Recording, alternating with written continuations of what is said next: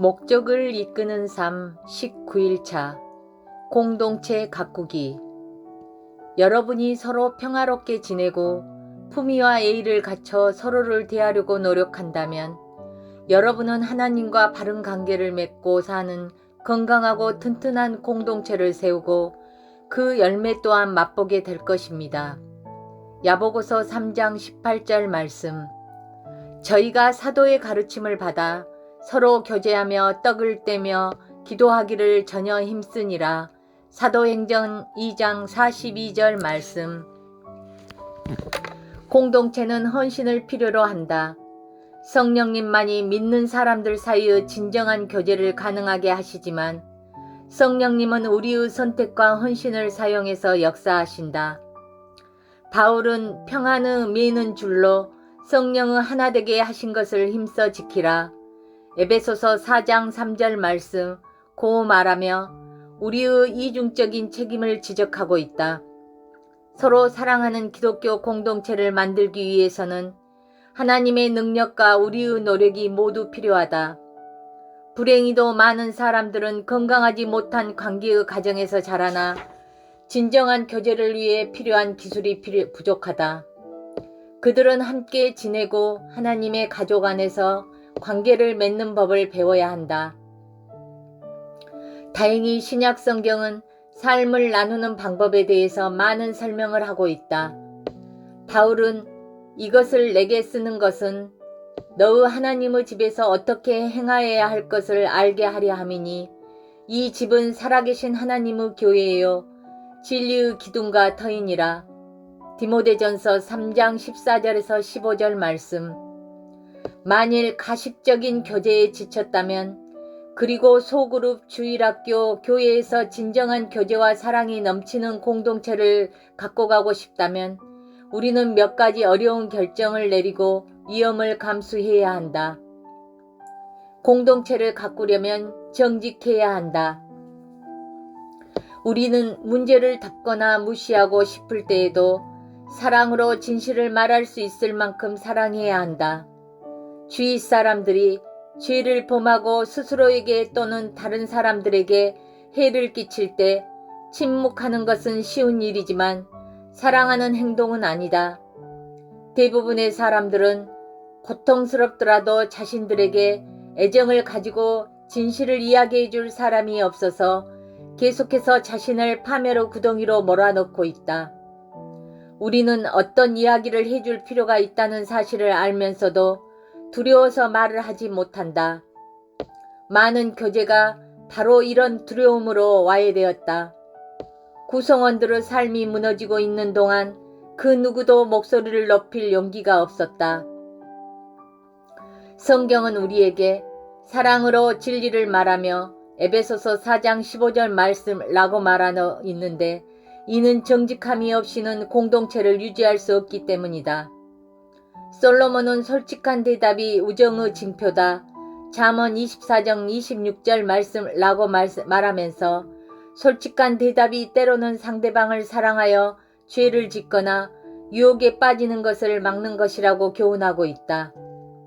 바울은 형제들아 사람이 만일 무슨 범죄의 일이 드러나거든 신령한 너희는 온유한 심령으로 그러한 자를 바로잡고 내 자신을 돌아보아 너도 시험을 받을까 두려워하라.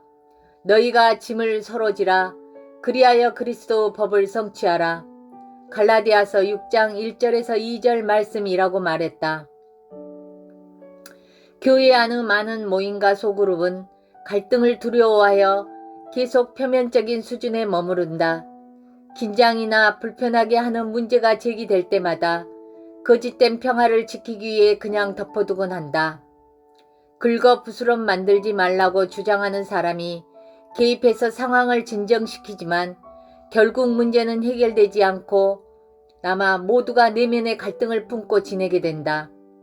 그리고 모두가 문제를 인식하고는 있지만 아무도 그 문제에 대해 크게 말하지 않는 이러한 상황은 비밀스러운 분위기를 조성하고 또한 소문에 소문을 낳게 된다. 이것에 대한 바울의 해결책은 간단했다. 더 이상 거짓과 가식이 있어서는 안 됩니다. 이웃에게 진실을 말하십시오. 우리는 너나 없이 그리스도 몸 안에서 서로 연결되어 있기 때문입니다. 다른 사람에게 거짓말하는 것은 결국 자신에게 거짓말하는 것입니다. 에베소서 4장 25절 말씀. 결혼이나 우정 혹은 교회 안에서 진정한 교제는 솔직함에 달려있다. 사실 갈등의 터널이란 어떤 관계에서든 친밀함으로 가는 길이다. 내면에 깔려있는 장벽들에 맞서고 그것들을 허물 생각이 없다면 절대 서로 가까워질 수 없다. 갈등이 올바른 방법으로 해소될 때 우리는 서로 차이를 알고 그것을 좁혀가면서 가까워지게 된다. 성경은 이렇게 말한다. 책망하는 사람이 아첨하는 사람보다 나중에 더욱 귀히 여김을 받을 것이다. 잠언 28장 23절 말씀. 그러나 솔직함은 하고 싶은 말을 아무 때나 아무 곳에서나 하는 것이 아니며 무례함도 아니다. 성경은 모든 일에는 적절한 시간과 방법이 있다고 말한다. 전도서 8장 6절 말씀. 아무 생각 없이 내뱉는 말들은 오래 지속되는 상처를 남긴다. 하나님은 교회 안에서 말할 때 사랑하는 가족에게 하듯 하라고 말씀하신다. 나이든 남자의 잘못을 지적할 때에는 모진 말을 사용하지 말고 아버지께 하듯 하며 어린 남자들에게 형제처럼 하라. 나이든 여자에게는 어머니께 하듯 하고 나이가 어린 여자들에게는 자매를 대하듯 하라. 디모데전서 5장 1절에서 2절 말씀. 그러나 슬픈 사실은 교회 안의 많은 모임들이 정직하지 못해 깨져왔다는 것이다.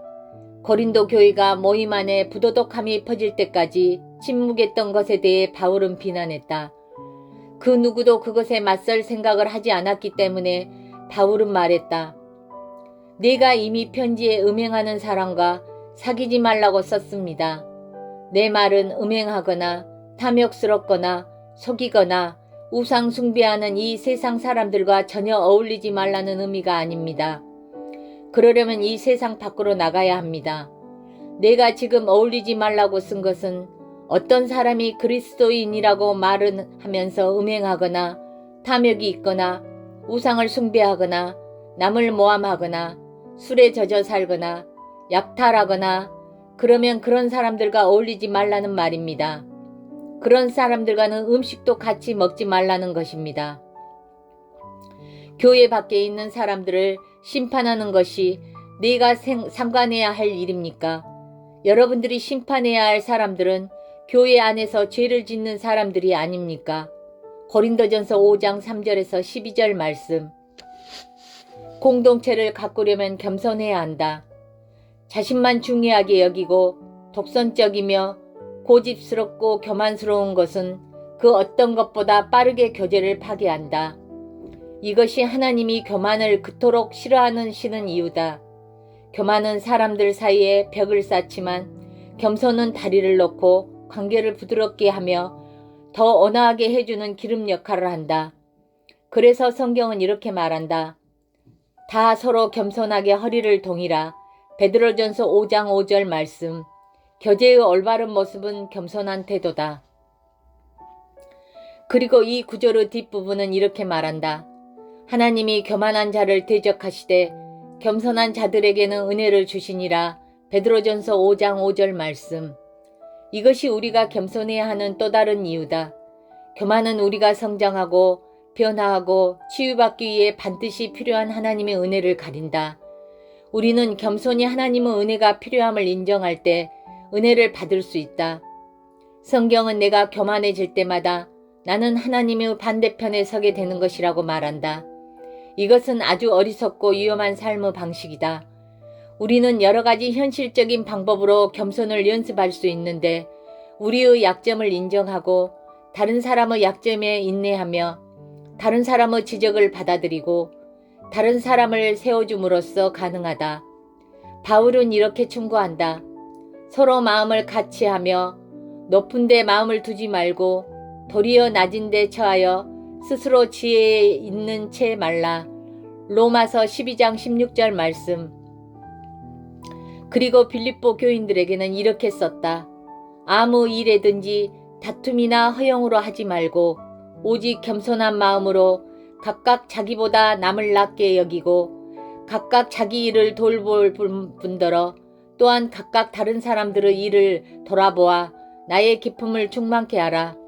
빌립보서 2장 3절에서 4절 말씀. 겸손은 스스로를 낮게 생각하는 것이 아니다. 스스로를 덜 생각하는 것이다. 다른 사람들 더 생각하는 것이다. 겸손한 사람들은 스스로를 생각하는 것보다 다른 사람을 섬기는 것에 더 관심을 갖는다. 공동체를 가꾸려면 공손해야 한다. 공손함으로 서로 차이를 존중하며 서로 감정을 배려하는 것이며 우리를 짜증나게 하는 사람들을 인내하는 것이다. 성경은 이렇게 말한다. 우리 각 사람이 이웃을 기쁘게 하되 선을 이루고 덕을 세우도록 할지니라. 로마서 15장 2절 말씀. 바울은 디도에게 아무도 해방하지 말며 다투지 말며 간용하며 범사의 온유함을 모든 사람에게 나타낼 것을 기억하라. 디도서 3장 2절 말씀이라고 말하고 있다. 모든 교회는 그리고 모든 소그룹 안에는 적어도 한 명 이상 서로 어울리기 어려운 사람들이 있다. 이들은 특별히 감정적으로 문제가 있거나 안정되지 못하거나 다른 사람을 화나게 하는 버릇이 있거나 다른 사람들과 어울리는 기술이 부족할 수 있다. 즉 그들은 하나님의 은혜를 특별히 더 필요로 하는 사람들이다. 그러나 하느님이 그들을 우리 가운데 보내신 것은 그들과 우리 모두 유익을 위해서다. 그들은 우리가 성장할 수 있고 또한 우리가 교제를 시험해 볼 수 있는 기회를 준다. 우리는 그들을 형제 자매와 같이 사랑하고 존중할 것인가? 한 개인이 얼마나 똑똑하고 아름답고 재능이 많은지에 따라 가족으로 받아들여지는 것이 아니라 단지 서로 속해 있기 때문에 한 가족이 되는 것이다. 우리는 가족을 방어라고 보호한다. 그래서 어떤 가족이 조금은 바보스럽더라도 그는 가족의 한 구성원이다. 마찬가지로 성경은 이렇게 말한다. 사랑하는 가족처럼 서로에게 헌신하라. 서로에게 최대한 경의를 표하라. 로마서 12장 10절 말씀. 사실 우리 모두에게는 특이한 버릇과 다른 사람을 짜증나게 하는 특성이 있다.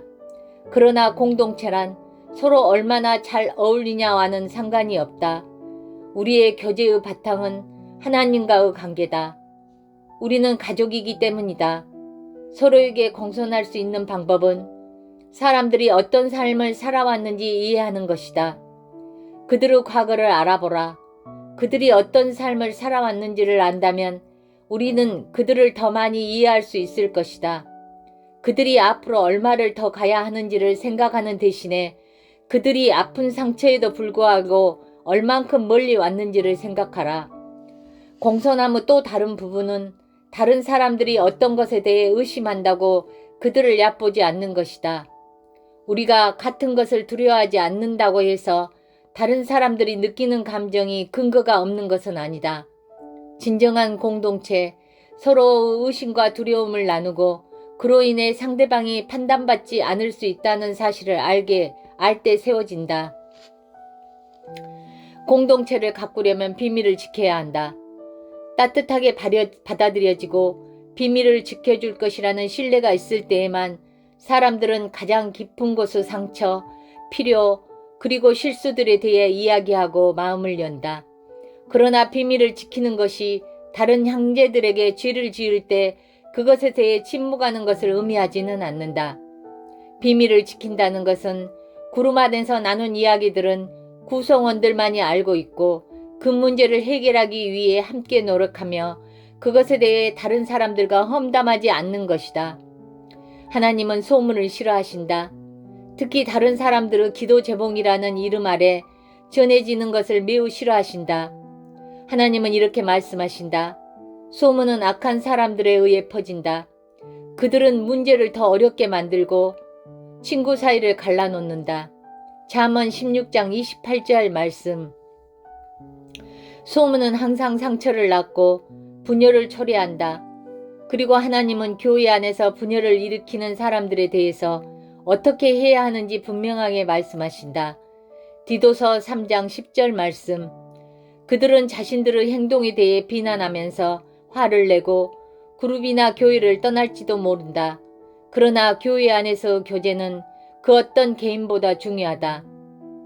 공동체를 가꾸려면 자주 만나야 한다. 우리가 속한 그룹과 진정한 교제를 나누기 위해서는 자주 그리고 정기적으로 만나야 한다. 관계를 맺는 것은 시간이 걸리는 일이다. 성경은 우리에게 이렇게 말한다. 모이기를 패하는 어떤 사람들의 습관과 같이 하지 말고 오직 구원하여 그날이 가까움을 볼수록 더욱 그리하자. 히브리서 10장 25절 말씀. 우리는 함께 만나는 습관을 길러야 한다. 습관은 이따금 하는 행동이 아니고 자주 하는 행동을 일컫는 말이다. 우리는 사람들과 깊은 관계를 맺기 위해서 아주 많은 시간과 함께 해야 한다. 그렇지 않기 때문에 많은 교회의 모임들이 깊이가 없는 교제를 하는 것이다. 우리는 함께 충분한 시간을 보내지 않으며 함께 보내는 시간도 주로 한 사람의 이야기를 듣는 데 소비한다. 공동체는 내가 가고 싶을 때에만 가는 그런 편리함에 바탕을 두고 있는 것이 아니다. 나의 영적인 건강함을 위해서 공동체가 필요하다는 확신 위에 만들어진다. 그 중요성을 믿기 때문에 원하지 않을 때에도 만난다. 교제는 시간의 투자를 필요로 하는 것이다. 초대교회 그리스천들은 매일 만났다. 날마다 마음을 같이하여 성전에 모이기를 힘쓰고 집에서 떡을 떼며 기쁨과 순전한 마음으로 음식을 먹고 사도행전 2장 42절 말씀. 진정한 교제를 위해서는 시간을 투자해야 한다. 만일 당신이 소그룹이나 모임에 속해 있다면 다음의 9가지 사항을 지키기 위한 그룹 서약서를 만들어 볼 것을 권한다. 우리는 서로 솔직한 감정을 놔두고 진실, 서로 격려하고 상호 의존, 서로 돕고 동감, 서로 용서하고 자비, 사랑으로 진실을 말하고 정직, 우리의 약점을 인정하고 겸손, 서로 차이를 존중하고 공손, 말을 퍼뜨리지 않고 비밀을 지킴, 이 모임을 최우선적으로 둘 것이다. 자주 만남. 이 특성들을 보면 진정한 교제가 이루어지지 않는 이유를 명확하게 알 수 있다. 그것은 서로 의지하기 위해서 우리의 자기중심적이고 독단적인 것을 모두 버려야 한다는 것을 의미한다. 하지만 그것을 통해 누리는 유익함은 우리가 치르는 비용보다 훨씬 크다. 그리고 우리가 천국을 준비할 수 있게 해준다.